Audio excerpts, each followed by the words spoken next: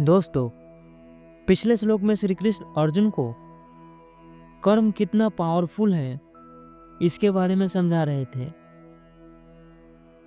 उसके बाद श्री कृष्ण आगे कहते हैं कि हे धनंजय,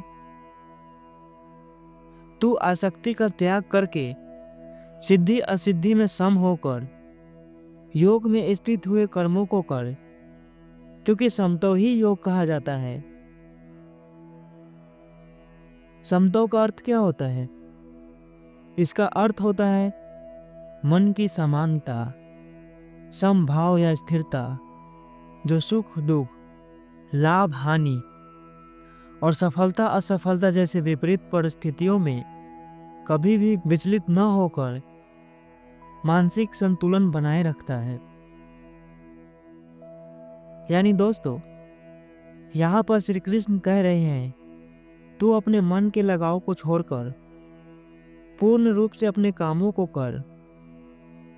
काम से मिलने वाली लाभ हानि, सुख दुख और सफलता असफलता जैसी विपरीत परिस्थितियों में मत फंस। इससे ऊपर उठ और तू सिर्फ योग में स्थित कर्मों को कर, क्योंकि समतो को ही योग कहते हैं। मन के हारे हार हैं, मन के जीते जीत, मन ही मिलावत राम से, मन ही करत फजीत। यानी मन के लगाव ही सुख दुख का कारण बनता है। बिजनेस में जब भी लाभ होता है तो हम लोग खुश हो जाते हैं, और अगर हानि होता है तो उदास। इसी से जो ऊपर उठ गया उसे योगी कहते हैं। इस दुनिया में बहुत ऐसे लोग होते हैं जो सिर्फ कर्मों के फल में लगाव रखते हैं। ऐसे आदमी हमेशा दुख के माहौल में घिरा हुआ पाता है, इसलिए क्योंकि उनको सिर्फ कर्मों के फल से मतलब होता है। लेकिन कर्म करने के बाद जब उनको वो फल नहीं मिलता तो वे उदास हो जाते हैं।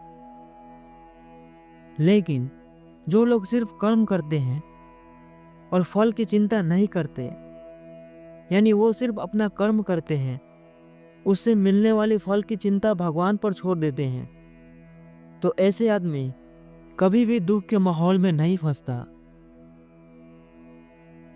दोस्तों, यहाँ पर श्री कृष्ण का कहना है कि मन के लगाव सिर्फ काम में और भगवान में होना चाहिए। अगर ऐसा नहीं है तो ऐसा होना चाहिए। उसके बाद श्री कृष्ण आगे कहते हैं, बुद्धि योग की अपेक्षा सकाम कर्म दूर से निकृष्ट है। यानी जो लोग अपने बुद्धि और विवेक को भगवान में नहीं लगाते हैं, सिर्फ सांसारिक कर्मों के फलों में आशा रखते हैं, वे लोग दूर से ही निम्न सोच वाले व्यक्ति दिखते हैं।